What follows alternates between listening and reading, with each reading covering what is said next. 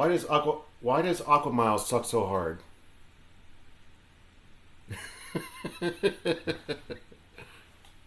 I really think he hangs out with the Aqua Teen Hunger Force guys. Really do. Nah, Aqua Miles is a different breed in person and even more fun online. Um, and there are things coming that I'm still trying to work on with Aqua Miles, so there may be some fun there. That's a lot of the jokes we've talked about on Degeneration Clix too. The mop lady thing. Nobody gets that unless you were there after a day at Memphis. Like, so I can make that joke all the time, and everybody can be like, "I don't understand what they're talking about," and it's completely just an inside joke that was a drunken ramble for me at Ryan Redmond, and it was funny. So that stuck. So I'm waiting on payback from that next time we see each other in an event. So maybe they get me back at Adepticon. We'll see. But um, yeah, Aqua Miles is just working on that heel turn. How about that? Who is the most famous person you've ever met? I can list a lot of names. That's kind of loaded. Let's start with I've met Nicole Kidman, Margot Kidder, Larry Kinney, the original voice of Lino. I always forget his name. He was the actor who was, oh my God, Herschel on The Walking Dead. I've hung out with Cindy Sampson. She was Dean's girlfriend on Supernatural, Lisa. Uh, Jack O'Halloran, he was the original Non. Oh, Uh, yeah. And I forgot her name right now, but Ursa from the original Superman, I've worked with her. Sandal Bergman, or Sandal Berg. Yeah, Sandal Berg. She was Red Sonja back in the day with Arnold. I've worked with so many people that's because I do awesome. Comic Cons on top of WizKids. It's just like this crazy list of. I could tell a story, and everyone in the room would be like, "That's such bullshit." I'm like, "No, no, it's not," and it's the best one I've got. Now But it's they not always made for say YouTube. don't meet your heroes. Are the celebrities that you meet they tend to be real people, or do they kind of are they upper I've tier and only look down on had you? I've only had one that I was excited to meet that was trash. And he was a guy from Sons of Anarchy. I was like, cool, this is gonna be fun to meet him. Nope. I was like, wow. Okay. And I mean, they're so real. Like James Martian, Spike from Buffy. Oh yeah, Like we talk about our kids every time we see each other. it's So it's awesome. just like, hey, Aaron, how you been? How are the kids? Now, how are your kids, James? My wife didn't believe me on that one until this past year when she got to go with me to a show where James was at. And I kind of just sat at his table and she just looked at me like, I thought you were full of shit. I'm sorry. Um, it's led to a lot of really good interactions and friendships made. Matt Ryan, so he's Constantine on the live action Yep. shows and the newer animated stuff. He's a great dude. We're good buddies now. Steve Gutenberg. Oh, That was at that time I was with a different lady, and I was working with Steve in a show in Knoxville, Tennessee, and she was walking toward the table, and he goes, "Look at that girl." I was like, he just kind of like said what he was gonna say about her, and I was like, "Yeah, that's my girlfriend." He goes, "Oh my god." He's like, "You could have stopped me." I was like, I'll take the compliment and roll with it, man. That's fine. And so it's just stuff like that, or an embarrassing moment in front of a celebrity. I met Leah Thompson. oh, I'm a huge Back to the Back to the Future Future. nerd. Um, Same girl that Steve Gutenberg hit on.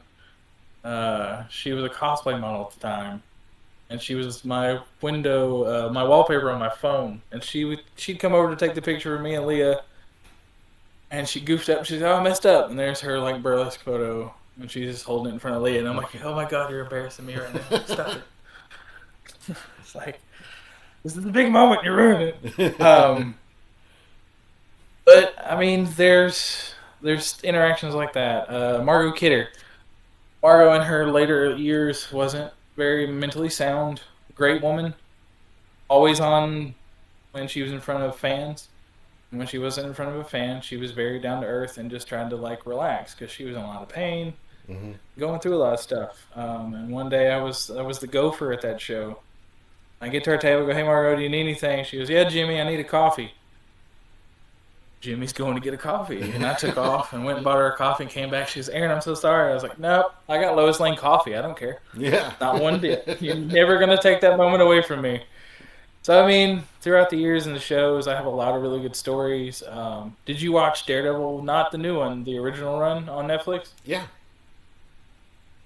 Peter, he played Nobu. Okay.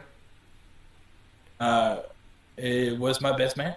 Oh wow, Yeah, that's awesome. me and Peter have been friends since that show. He's a great guy. Um, so I mean, it just the stories just keep going, and I could tell them all night. But yeah, celebrities are a lot of fun. Sometimes it's great meeting your heroes, and sometimes you're surprised. And it's Yeah. been very rare that I've been surprised. Awesome. Uh, do you plan on attending my baby, Red, White, and Clicks? The stars align, I will be there. I'm gonna try really hard to be there. It all depends on what is happening around your show via Whiz Kids and their assignments for me. That'll be the only thing that probably hurts me there. That's my Otherwise, that's my Silver Age. It started out as this little local idea, and it just grew on its own. Like I didn't have to do anything. It grew in popularity and word spread, and it's really become a project of passion for me. So much so that I have a couple of friends that are saying, "Okay, everybody knows about it. You can stop talking about it." I'm like, "No, I want over 100 people this year. Like I want everybody to come." So I'm going to keep talking about it. that's great, and I feel that same passion about King of New Orleans. So There you go. that's been my baby that I've been building up beyond Silver Age, and we'd had good numbers this year, and I'm hoping to break a higher number rate next year. And I have a decision to make. I kind of talked to my backer for the event. We were at a IC regional together, and think I'm gonna aim for the weekend before WrestleMania next year. Oh wow. Um, he looked at me like I was crazy. It's like we technically did the weekend before the Super Bowl, and we were fine. Yeah.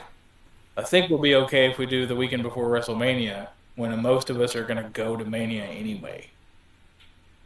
So I Yes. think that is what I'm looking at if it's possible. I will be at Mania next year no matter what, but I think New Orleans is going to be, and the King of New Orleans is going to be closer to that time frame. We'll see. Well, I hope to see a Red, White, and Clicks and be my guest of honor this year. Um, Yeah, man. okay, you have three wishes. I don't know. I don't want to know what your first wish is. I want to know your second wish. Second wish.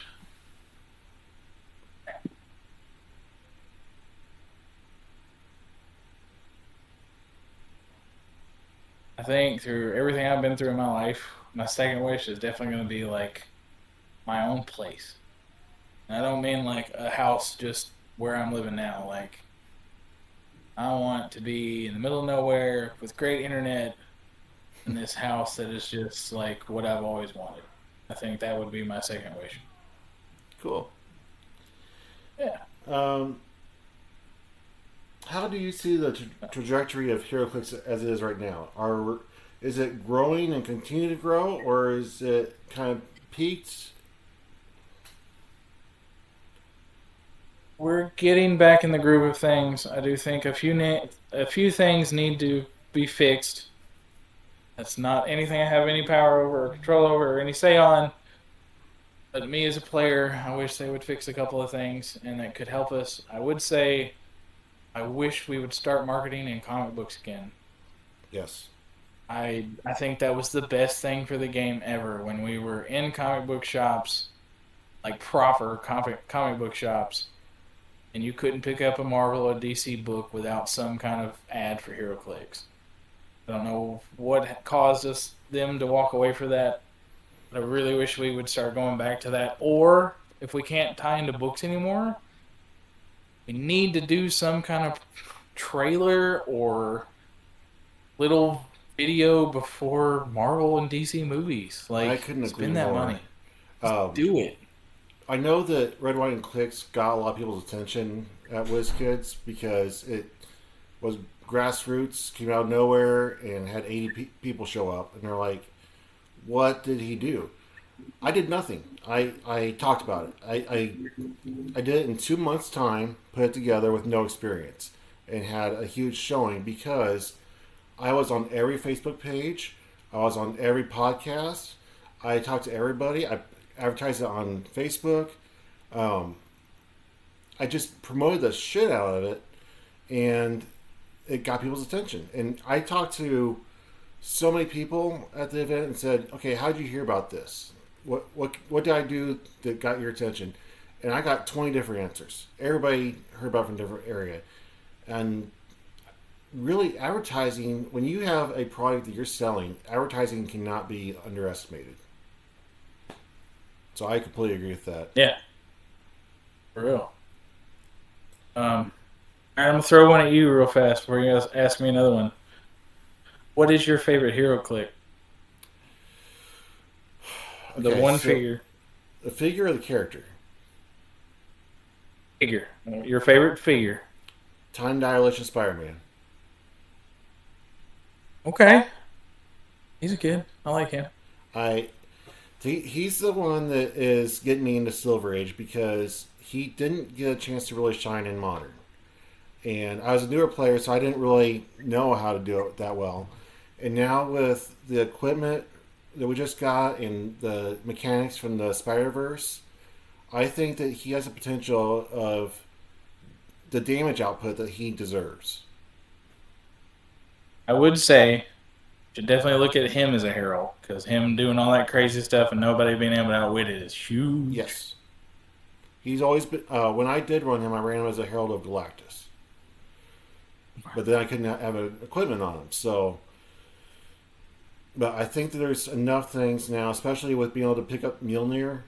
Oh, yeah, Mm-hmm. his day's coming. Okay. Despite what Reb Gorn and Aquamiles say, because they're hacks.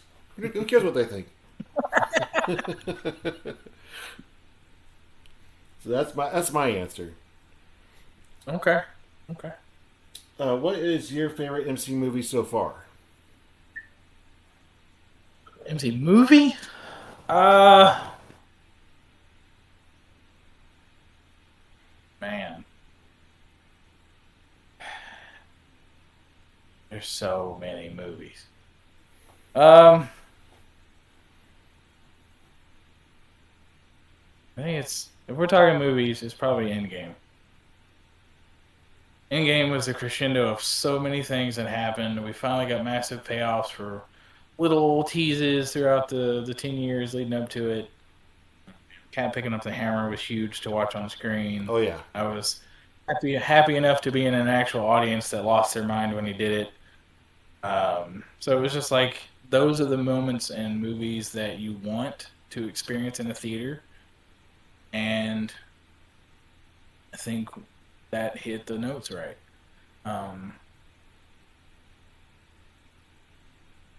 Close seconds probably Ragnarok, and the parallels there for me are we got character growth from people I didn't expect to grow in those ways. mm-hmm. Um, and I'm happier with a more serious Thor with some lightheartedness versus whatever the hell Love and Thunder was. Uh, but and I'm not taking away from Jane. I'm not taking away from Jane getting her time as Thor. That was awesome to see on screen too. I just don't like stupid Thor. Yeah, And that's all it was. And knowing that the director made it to where it was told by what's his name? Oh my god, the rock guy. yeah, Korg. yeah. That whole story is told from Korg's point of view. That's why like he's talking the whole time. He's telling someone the story of what happened. And so it is like stupid on purpose. And it was just like, guys, some of this story is like monumental that you're pulling off, but you're just throwing it in the bud. I don't like it. It's something that Marvel has always done well especially over DC. DC takes themselves way too seriously. And Marvel, up until Endgame, was able to walk that tightrope between serious storytelling and comedic moments and and actually connect with the viewers. And there's been a few movies like Love and Thunder that edge way too much on one side of that coin than they should. But I also rather see that than the ultra serious DC. Oh, here's a hot take too. Professional life or personal life aside, I really enjoyed Jonathan Majors as Kang, and it's not just because of Kang. If you've not watched Lovecraft Country on Max, go watch that and hold on to your butt. Um, it's Lovecraft story, like straight up Lovecraftian storytelling. That was my first like nuance into that world, to my knowledge, and I was not prepared. And he was really good in it. So when they announced him as Kang, I was like, this dude is gonna be so much fun playing this character. And we got He Who Remains and Loki, and it was like didn't expect that from Immortus, basically. So that's a fresh take. And he was basically senile because he was so old. He was still like aware and doing the things he wanted to have done. But that's how he acted. He was like, dude, I'm like a millennia year old, like I'm forever old.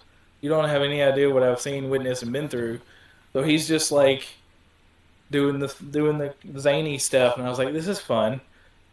And then we got Kang, and I was like, and if they do the council right, this will be the scariest thing they've done.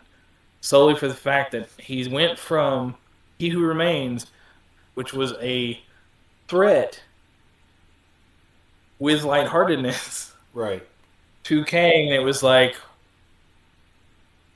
which one are we more worried about right now? Because like this one is gonna destroy some people if he gets out, and He Who Remains is like, oh, we're gonna keep him in there because that's the way I want it. It's like, where's that dynamic going? We got the clip of the Council of Kangs, and it was basically a straight up shot from the book of even the like ape Kang. And I was like, this is great. So we have all these different Kangs that exist. I don't know. I just enjoyed what he brought to that character. Like I said, personal life aside, there is a small rumor that he might get to come back and at least finish that arc as Kang for one of the final two Avenger movies that are coming up for Mm-hmm. Doomsday or whatever. I'm hoping that happens because it would be great to see him at least finalize that character and however they were originally going to pull it. And I know we're shifting to Doom, and that's great too. But It is I hard really do to think separate the actor from the character sometimes. sometimes, and that goes for a lot of different genres like music and all kind of stuff, and everything we've grown up with that's happened to celebrities Yeah. for people our age. So it's like you have to walk this weird line of like, I really enjoyed their music, I hate them now, but let's go back 10 years. That music is fun, or he did something stupid, and maybe he gets a chance to redeem himself in more ways than one. And for me, that's a big deal because I've said this before. I'll say it again. I screwed up some in COVID and lost my mind because I'm a people person. If that isn't very abundantly clear for all my interactions with everybody, it was like Silver Age was my chance at a second chance. So I'm a big proponent of second chances. So I hope Yep. Jonathan gets his chance to at least be Kang one more time and show us that he deserved it. Yep. But obviously Loki's a big show for me. I'm happy that character's arc went the way it did and how it grew and changed, and maybe we see him again soon I because was of what's coming. But really who knows? disappointed that we didn't see him in Deadpool Wolverine. Well, knowing that it was a branch of the TVA that was trying to not be noticed, thought that was a nice spin with Mr. Paradox. I will say that if you're not reading the TVA comic, it is very impactful to the MCU, and you definitely should start. Um, this last issue, issue 3, some big implications that the TVA had been watching a lot of stuff that we didn't notice. I'm excited to see how that story finishes and how those characters expand and cross back into the MCU movies. I think that's the goal there. It's a bridge between the movies and the comics, so you get Right. things that are comic canon, and we have these MCU characters that are also like, we're officially here now. Let's do some fun stuff with them. Kind of like But yeah, Smallville season 11. kind of, Yeah. yeah. Um, you get a nod to Deadpool Wolverine is Gambit is in the TVA comic, but it's not that Gambit. Oh. It's a Gambit who is more like the Wolverine and what happened to him in his universe and what caused him to be a variant. So it's like, this is neat. We're getting a new story on a beloved character. And that's why I like the whole variant idea a lot more than I think a lot of other people do. Yeah. Is like, we can do something different with this. It's like, hey, look, this is Doctor Doom. Nope, this is a variant of Doctor Doom. And I don't mean for the movie, I mean for the book, where it's like, what if uh, he did make up with Reed and they made some crazy team or whatever you wanted to do with it? It'd be cool to see those characters play out. I was really hoping that What If would do better on TV. I feel like they didn't pick the best stories to follow, but there were some really good stories in there. They were. I enjoyed 90% of everything they put out with What If. There were some episodes I was like, I don't know why we went this way, but we Yeah. did. Looking at you, Howard. That was a weird episode. Um, but I mean, it's cool that What If became a show. Who Yeah. would have thought the What If comic would have ever been anything more than comics? So it was like, that's a win for me. And I started off as a massive DC fan. Oh. So it's like, I grew up reading Batman comics and all this other stuff, and it was like Marvel was just this oddity to me that I never picked up. And then I started with What If. I was like, what do you mean Charles Xavier is the Juggernaut? I want to know what that's about. Let me read that. Um, so you get those stories, and it's like, hey, we're gonna do What If as an animated show. What? How far down that rabbit hole are we going? Because there are some cool stories I'd like to see played out. Could you Yeah. imagine if we'd gotten a season where they did Charles Xavier as the Juggernaut and they had Stewart come back and voice it? That would have been bananas. And then they tied it into the MCU with like Doctor Strange, and Strange Supreme. Mm-hmm. It's awesome. Yep. What got you into arcade game repair? Oh man. So pre-COVID, I was living in Huntsville. I worked at a local movie theater at the time, and I needed a part-time job just to like get extra money coming in.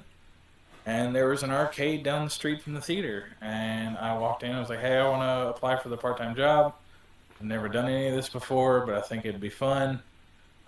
It was like a hybrid arcade slash GameStop. I was like, I can do everything in the front already. I worked at GameStop. I worked at Blockbuster. All this makes sense, but I want to learn more about that in the back. Mm-hmm. And Herman Pool, Rocket City Arcade, they took me in. And then within 4 months, I was running the arcade. Like full out, I was writing the new employee handbook, the guidelines. Like, they put faith in me and gave me a lot of chance to learn a new field I never thought I'd do, and it just kind of grew. I've loved it since. I've been doing it near a decade, a little bit over a decade now. Anywhere from Rocket City Arcade to Dave and Buster's. I'm actually back at Dave and Buster's. I was doing it regionally for another company. It was just so much driving, and I'm so glad it's over. I mean, I think there's a Degeneration podcast, Clix, where it's like, we do 3-hour shows over there, and I'm in the car for an entire episode, and that was Yep. me driving home. I remember So listening it's to that like, episode. And I was like, oh my God, I'm sorry to go to bed. I love you guys. Bye. But, you know, it's, I learned a trade without going to trade school. Nice. Like, that's wild. Um, and like the dream is to open my own arcade down the road, and I'm closer and closer to that every day. And I'm thankful for the people that have helped me get closer to that goal. It's going to be fun when we get to open because I'm going to make sure everybody in the community knows so everybody can come down and play Clix in my arcade and then go play in the arcade. That's Awesome. the dream, right? Is have all my friends show up and go whoop some people in Ninja Turtles for all I care. All right, this is going to So, be probably the hardest question I got for you. So I need you to really okay. think. I'm sending you a number. What number am I thinking of? Just any number? 45. No. Ah, damn. Who is your favorite content creator in HeroClix? Content creator? Man, he doesn't do it anymore. Um, and there's a lot of good reason why he doesn't. But Shots Fired podcast is what got me into HeroClix podcasts and content creation. You're the second I person mean, to like name that one. Jeff Farrow and Jamie Jordan. Jamie's the guy I'm talking about right now. They did something unique. It was casual conversations about HeroClix and the events that were going on. And I'm gonna shoot my shot at a player that either rubbed me the wrong way or I have really good competitive games with, and I want them to know I'm ready for round 15 or whatever game we're on. Um, Shots Fired was a lot of fun. Critical Clicks is probably second, and that's because I've known Scott longer than I want to admit out loud. um, the first nationals event I ever went to, I was doing grinders with some tech that just caught people off guard, and I sat down in my last match in that grinder against Crampton, and me winning was me getting to go play in nationals, and I like just barely got by. And it was a great game. He was like, I don't understand what you're going for. And I was like, all right, I'm going to turn Haha Joker into Supreme Intelligence and his 900 point dial. And you have to get rid of all his Haha tokens before you kill Supreme Intelligence. And when you do that, the Possession Proteus is going to pop out on the map. And then you got to deal with him. And he only dies if you crit hit him. But have fun. And it was like, he didn't think I could do it. I pulled it off. And then he was playing Jakeem Prime with Supreme Intelligence. And he was like, well, I can make Supreme Intelligence too. Go for it. So that's the whole like fun part of this game, right? And it was just a really good game. So I've listened to his show just because we've had good games and become friends over the years. So yeah, that's where I started with podcasts and Cool. community. I will give a shout out to the Alpha Strike. I'm proud of my buddy Aziel. He's putting in a lot of work with that. I'm proud of him for it. You know, happy to be on D-Generation X and running around with those yahoos. Even if Ryan gets mad at me sometimes, and it's super fun when he gets mad at me. You know what I mean? So far, you're doing good on yours too, so I'm happy to be on this show. But Just starting out. community overall is a lot of fun. Yeah, and then I mean that's what it is. You need people to give you a chance, right? Yeah. Awesome. I appreciate being here. Um, Yeah. how long did you live in Dublin, Ireland, and is it as beautiful as I heard? Yeah. So I moved here from Dublin when I was 14. And living in the South with that accent is not fun. So obviously I've washed it away unless I've like drank heavily. And then it comes out in spades. You can talk to a few people about that night at Worlds. That was a lot of fun. Um, no, Ireland's gorgeous. I'm gonna go back soon, actually. So Um, on my flight to Iraq, we stopped for gas in Ireland, and I tell people that, and they're always like, "Oh, it's beautiful." dude, it was the thickest fog I've ever seen in my life. I don't even know how we landed there. I drank a pint and we got back on the plane and left. So I didn't even really see anything outside the airport except for the thickest fog I've ever seen. So, no matter what your view on COVID was, um, my biggest like giggle at the world was there was COVID's a really bad problem. COVID's not a really bad problem. Ireland went, we're shutting the pubs down because we think it's a massive problem. And I went, the drunks called it a day, guys. You should listen. An entire country said no pubs. So it was like that's always my like lighthearted moment in the COVID years was like Ireland was like we're done, Yep. shut them down. We'll open them back up when it's better. Oh. Does your wife Chelsea play Hero Clicks? She humors me. Chelsea has gotten better about like understanding building. Um, Up until last Scott Porter versus the World event. Right? Yeah, that was next phase. Yeah. She was a big fan of the Moon Knight MCU show. Big fan. And I was like, all right, well, fun news is Moon Knight and Khonshu and all those characters are in the game now. She's like, if you pull the Khonshu God Pack, I will play that team one day. And look at me pulling in at Scott Porter versus the World. And I just sent her a picture and I was like, time to learn. So, I mean, she's done some basic games with me just to like try stuff out. But yeah, the idea is eventually try to get her in. I mean, she's at most of the events anyway. It would be fun for her to like take a break and go play BR and me watch the boy while he's there. So we're getting closer, I think. My wife gives me so much shit for being a nerd that plays with toys, and I begged her for years to at least try it. And she said, "Well, so we have three bulldogs, right? Three English bulldogs." And she said, if they make an English bulldog in HeroClix, I'm not gonna give it a chance. So I went on eBay and bought three different versions of Lockjaw. She's like, "Okay, I didn't think you'd hold me up to that."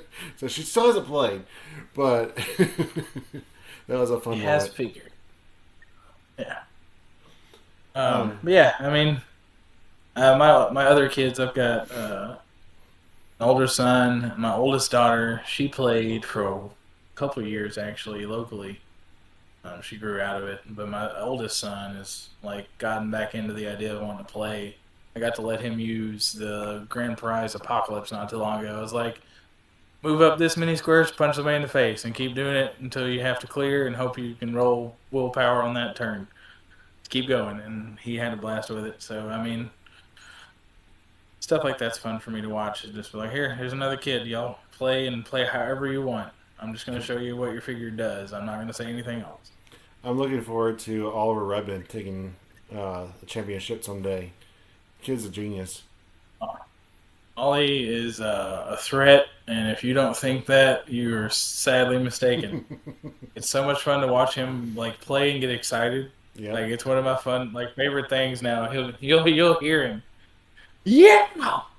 And then they just look across where we were at, and you can see him like jumping around and like throwing his dice. I was like, yeah, see, like that's what we want here at Clix. We want kids to be excited to play. So Ollie is my example of like your kid can have fun in this game too. I love Ollie so much. He was at Red Riding Clicks last year with Ryan, and I had a whole bunch of like just fun trophies to hand out. And I had one I didn't know what to do with, and I said, "Who's the youngest?" And before I could finish saying youngest player here, Oliver was already jumping off his chair and running up front, so I give it to him. He's a great kid. Nice. Yeah, man. My last question for you, because I know that we've been talking for a minute. Working at Dave and Buster's, running your own repair company, being head of operations at Metro Ham Con, and being head judge at the ROC, and constantly working on Silver Age, when do you sleep? Not a lot. It's Metrotham Con, by the way. It's Okay. Metropolis and Gotham. Okay. But yeah, doing Comic Cons and Hero Clicks and having kids and working and yeah, I've adapted the 6 hour maximum required sleep phase of my life. Um, you want to see me in like rare form? Pay attention to me at any of the big Clix events. By Sunday, I look like hammered hell, and it's not because I went drinking every night. It's because I probably slept 4 hours since we started that week. And it's just because there's so much happening. It's again, it's not just like, oh, I've got to know the rules and help run in a tournament. It's I get to see people I don't see all the time, or I've got plans with like teammates that are in town, or whatever. It's like it's the community part of this game that I love so much. But it's like I'm gonna take that time to see those people and do those things because you, me, you, whoever may not be here tomorrow. And I don't want to have a moment where I didn't like spend that time with a friend because something could happen or whatever. I want those moments. They've led to a lot of good talks with people. I know I talked Dustin Cedar's ear off in New Orleans. I actually think it was a really good conversation, just overall about the weekend, and I don't know, like it's different, and that's what I like about doing what I've done with my life. I get to have those kind of conversations with people that I never thought I'd have those conversations with. So sleep can wait if I get to do that. Well, Uncle Aaron, this has been the Clicks questionnaire. I feel like the community is sufficiently inside your head. How you feel? Feel good, man. Feel good. Do you have any final thoughts for the community? Um, Overall, remember that we need new players, and you don't always have to be the guy who wants to win. Sometimes letting that player have that win is great. It gets them to come back. It lets you show them how to play more formats. Lets our community grow, and then they get to see stuff like H4H and Red, White, and Clicks and King of New Orleans, Champion Clicks, and The Rock, and Worlds, Nationals, things that people may not go to normally because I've never done that before. Well, now I've got this game I can play, and maybe I do want to do that this time. Maybe I do want to go to Gen Con and explore everything else when I'm not playing the game. Travel is changes people and lets people open up. So, you know, I take it did easy on forget the new one guys. question I ask everybody. So we got Aqua Miles, Reb Gorn, Westpool. Who is your hidden identity? Who's your hero alter ego? I kind of hinted at that earlier. I'm gonna wait until we can actually do that one right. They have worked on one for me. Currently, I think Uncle AA Ron is the like go to, and it's just fun to be like that to a bunch of guys that are my age, whatever. It's like, hey, it's Uncle Aaron. Cool. I'm the drunk uncle. So, I mean, that's the upside too. Is if you drink, not everybody should. But if you do drink, most of the time when I'm playing at the tables with everybody, probably got some kind of drink with me. Want to do a shot before we play our game? Let's do a shot. Let's make it more comfortable and relaxed and have fun. Obviously, we both want to play to win, but it doesn't have to be such a stressful game. Well, Doesn't. I haven't had a chance to go to a lot of events, but I hope to sit across from you eventually, and Westpool and Aaron can have a drink together. Yeah, man. All right, Aaron. Well, it has been an absolute delight talking to you, man. I've heard about you from all over the community. I feel like I know you from the Generation Clicks and the episodes you've been on there.